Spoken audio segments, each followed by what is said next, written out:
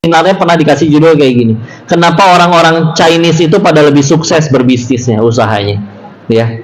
Padahal nggak juga sih. Lihat, kalau pengen dicari yang kere juga ada, dan yang non Chinese tapi akhirnya bisa tetap punya uang juga ada. Nggak melulu. Tapi kalau kita tarik benang merahnya, yang jadi pembeda di antara mereka adalah nanti salah satunya adalah cara mereka bersikap terhadap uangnya. Ulangi, cara bersikap terhadap ini ngepek banget. Dan ada beberapa rumus memang yang diajarkan, seperti satu contoh, kita itu ini turun temurun ya, diajarinnya kayak gini. Kita itu pengen jadi kaya, bukan kelihatan kaya. Nah, itu beda ya. Sebagian orang bahkan nggak bisa bedain. Sehingga misalkan ya, gaji pas UMR atau bahkan kadang di bawahnya, tapi tiap hari nongkrongnya misalkan di mana, di mall, di Starbucks gitu ya, yang segelas kopinya seharga 3 bungkus nasi padang ya. Berhasil kelihatan kaya beneran enggak, nyampe rumah stres lagi mikirin cicilan ya. Ada kalau di Bogor ya, nanti kalau ada yang pernah main ke Bogor, ada jalanannya kecil, nama jalannya Lawang Seketeng. Nah, itu tempat dimana pusat bos-bos grosir ikan asin itu pada di situ semua. Mereka kalau datang ke toko, sendal jepit, celana pendek, kaos juga kadang bolong, bahkan bawa nasi sendiri dari rumah, lauk beli di warteg sekitar. Tapi anak-anaknya kuliahnya di London, di Jerman ya, tiap hari bawa kantong kresek hitam ya, standarnya sekitar dapatlah 20 jutaan lebih sehari ya, bersih, untuk distorin ke bank, itu hasil keuntungannya di hari itu. Handphone kadang bukan yang merek-merek mahal, enggak ya, kadang handphonenya masih ya, kacanya, layarnya retak, kamera burem, tapi cek pulsa 4 juta pulsanya ya. Karena kan dipakai enggak, tapi harus ngisi biar supaya masa aktifnya nggak habis, jadi terus nambah banyak. Kalau ditanya, kok nggak nikmatin? Ya saya nikmatin, beneran jadi kaya kok, daripada cuma kelihatan kaya tapi di rumah stres ya. Bahkan bagi sebagian orang ada yang bisa bahagia hanya dengan ngecek buku tabungannya sendiri. Bagi sebagian orang buku tabungan itu bisa jadi buku yang menyedihkan memang. Nah, entah kita yang di mana nih, kita yang bisa bahagia karena buku tabungan atau sedih ngelihat buku tabungan ya. Ini istilah, itu sebagian rumus aja ya. Atau bahkan mereka, rumus yang keduanya, kita diajarkan untuk mengecek atau membedakan mana aset, mana liability. Kalau ada yang bertanya, itu apa kok artinya? Wah, perkara ya, harus dicek dulu mana aset, mana liabilitas. Apa kalau kita artikan secara sederhana, aset adalah apapun yang memasukkan uang ke dalam dompetmu. Liability adalah apapun yang mengeluarkan uang dari dompetmu. Contoh, wah udah kerja nih biar supaya bisa ada banda, punya harta ya, ada nempel, akhirnya dia punten misalkan nyicil baik mobil atau apa. Apakah mobil itu aset? Enggak, liabilitas. Kenapa? Tiap bulan masih ngeluarin duit dari dompetnya. Kadang-kadang bela-belain dia nggak makan tuh di 10 hari terakhir demi supaya cicilan lunas ya. Kecuali misalkan sudah dibeli dari awal lunas, udah gitu digunain untuk usaha, tiap bulan dapat dari rental sewa, dapat lebih daripada biaya maintenance untuk bengkel dan juga bensin, ya udah jadi aset karena masukin uang. Kadang kita fokusnya yang penting punya barang, enggak, itu pola pikir yang salah ya. Apalagi dengan dibiasakan, ingat ya, terutama di dalam Islam, memang hutang itu boleh, tapi tidak ada sistemnya hutang itu dijadikan sistem ya, dijadikan terstruktur ya. Ini kita ngobrolin ya. Orang bilang katanya kayak begini, kok zaman sekarang udah maju loh, duit 1,5 juta bisa bawa pulang mobil. Dengan cara apa? Riba, mau nggak mau ya, bunga. Kita nggak akan bahas secara agamanya, saya nggak akan bahas secara hukumnya, tapi kita lihat efek samping riba dari sudut pandang ekonomi. Yuk kita lihat. Ya. Dalam struktur perbankan, mereka punya kewajiban menyimpan hanya 10% dari tabungan orang nasabah. Sisanya boleh diutangin ke orang. Contoh, saya datang ke bank bawa duit cash 1 juta. Pak, nabung, jebret. Uang 1 juta cash saya berubah dalam bentuk saldo di rekening, ya. Dan saldo ini bisa dipakai untuk belanja. Udah adil. Yang di uang tidak nyatanya 1 juta, uang fisiknya 1 juta. Bank punya kuasa untuk meminjamkan 90%-nya menurut aturan. Berarti 900.000 boleh diutangin ke orang. Jadi misalkan Pak Imam datang, Pak saya pengen ngutang ke bank, minjem duit 900.000. Apakah 900.000-nya dikasih cash? Enggak, saldo. Jadi kita lihat, duit cashnya tetap 1 juta di bank. Uang yang beredar di masyarakatnya, di saya ada saldo 1 juta, di Pak Imam ada saldo 900.000. Udah nggak seimbang jumlah cash dengan jumlah uang non fisiknya. Tapi uang non fisik itu bisa dipakai belanja, sehingga itu baru 2 orang. Kalau ribuan orang, semakin banyak orang punya uang untuk bisa belanja, meskipun dengan cara ngutang. Tapi uang cashnya nggak ada.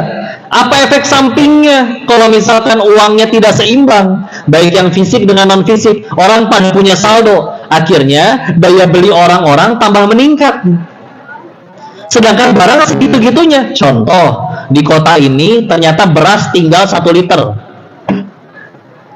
1 liter misalkan 10.000, saya mau beli.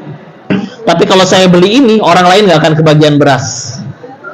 Akhirnya orang yang lain yang punya duit, meskipun tadi dari ngutang ke bank, saya bayarin tuh beras 100.000, yang penting saya yang beli. Akhirnya dibeli. Saya nggak terima, saya bayarin tuh beras 200.000, yang penting buat saya. Akhirnya apa? Beras yang tadinya 10.000 jadi 200.000. Itulah yang disebut inflasi, ya. Sehingga akhirnya kalau selagi masih ada sistemnya gitu, hingga akhirnya apapun jadi tambah mahal, wajar. Nah, sistemnya kayak gitu, nggak seimbang soalnya lama-lama. Sedangkan Indonesia sudah pernah devaluasi dulu, karena kalau nggak duit 1 juta sekarang, duit 10.000 sekarang, mungkin dulu mah nominalnya 10 juta, udah pernah dipangkas nolnya. Ini pun nanti pengen ada rencana lagi, walaupun baru wacana ya. Jadi nanti duit 10.000 itu nanti jadi 10 rupiah, nolnya dihilangin 3. Udah kebanyakan soalnya nolnya, ya.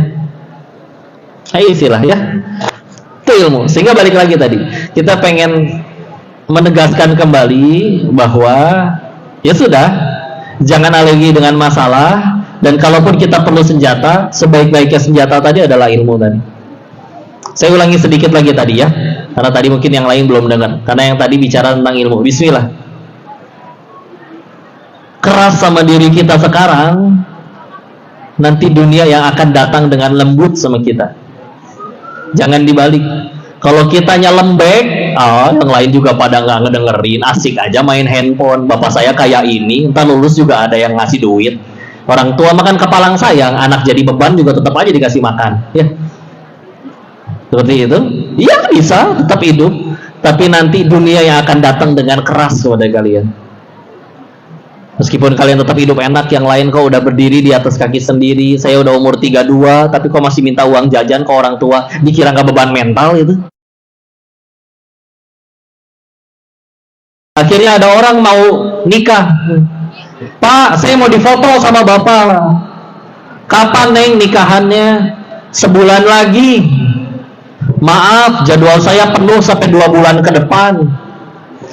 Dijawab sama si perempuan yang mau nikahnya, saya ganti nikahnya 3 bulan lagi pak, yang penting difoto sama bapak. Kalau udah ahli, untung cuman ganti tanggal, gak ganti calon. Beneran, dunia yang ngejar. Bismillah, ya. Dan tadi sibuk juga jadi manfaat, ya. Bahkan ada ahli tafsir kalau dalam Al-Quran ya, kalau di dalam Islam, beliau pernah bilang ucapan kayak gini, ini umum ya, orang kalau misalkan hidup cuma mikirin dirinya sendiri, dia mati kerdil, nggak jadi apa-apa, boro-boro jadi tokoh, jadi mati kerdil. Kalaupun jadi tokoh mungkin karena sensasinya, tapi mati dihujat orang, alhamdulillah mati juga itu orang ya. Tapi persamaan diantara semua orang yang jadi sukses, mereka tadi lebih sibuk mikirin orang lain ya. Mecahin masalah orang lain, pengen jadi manfaat, jadi kebaikan, nanti Allah yang langgengkan karya-karyanya.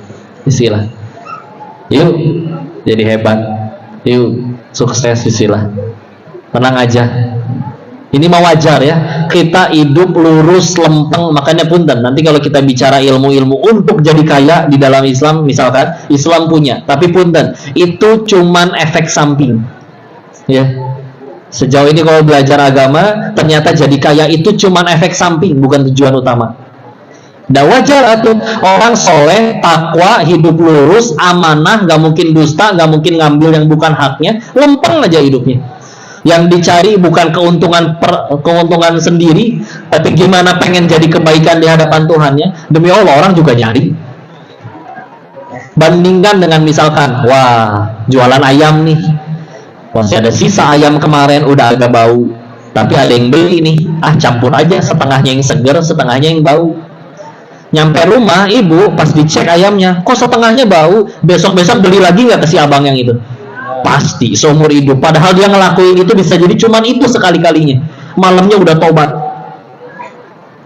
Tapi misalkan jujur apa adanya, saya pengen beli ini kain, harganya berapa? Oh 500.000, oke dibayar.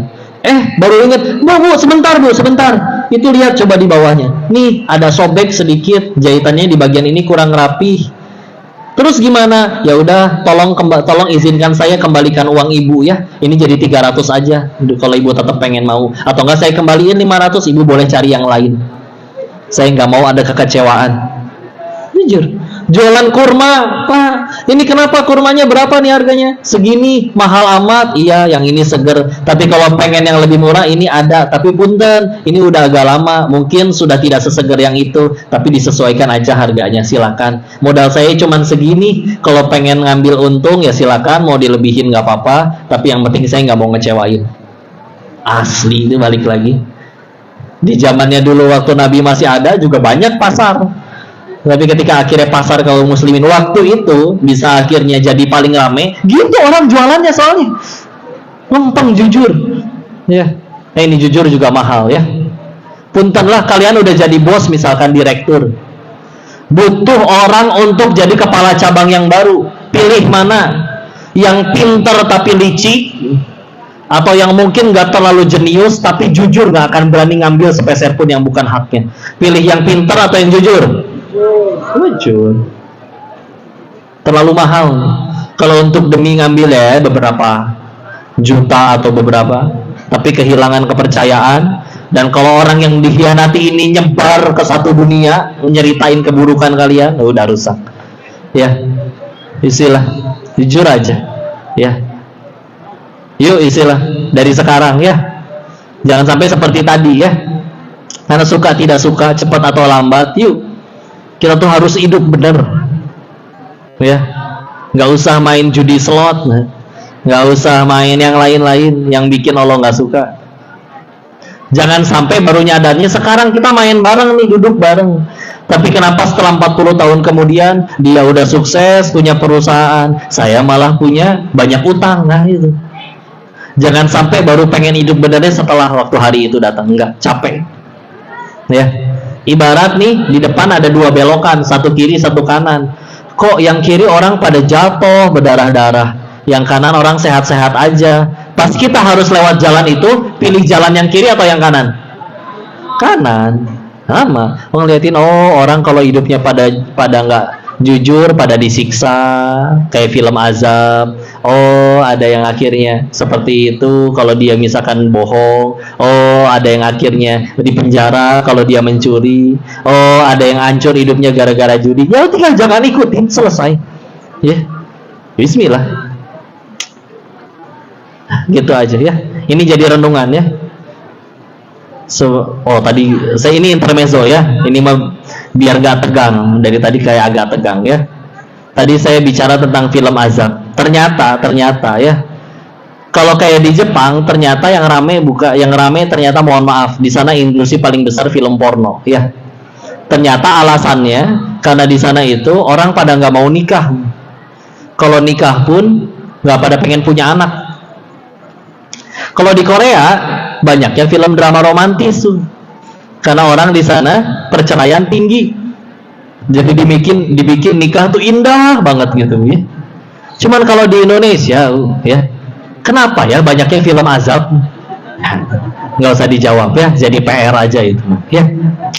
Sila ya, mungkin karena ngakunya bertuhan tapi tidak takut Tuhan ya.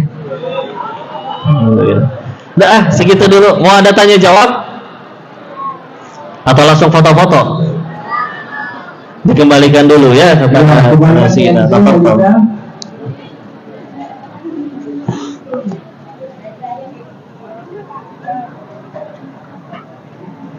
Silakan ngomong Ustaz. Iya, gampang, aman, Ustaz. Langsung Ustaz.